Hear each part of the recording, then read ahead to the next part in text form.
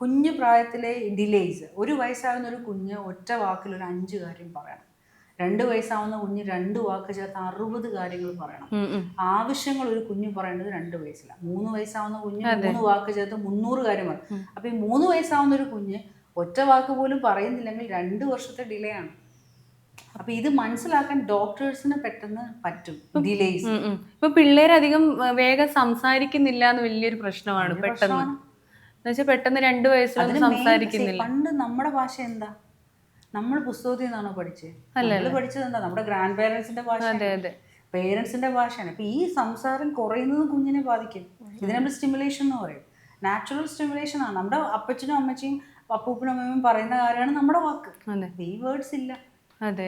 അതും കുഞ്ഞുങ്ങളെ നല്ല രീതിയിൽ ഇനി വരുന്നൊരു തലമുറ ഇത് എനിക്കൊരു റെവല്യൂഷന്റെ പാർട്ടാണ്. ഇത് മുമ്പോട്ട് പോകുന്നത് ഫേസ് ചെയ്യാൻ പോകുന്ന ഒരു ഇഷ്യൂ ആണ്.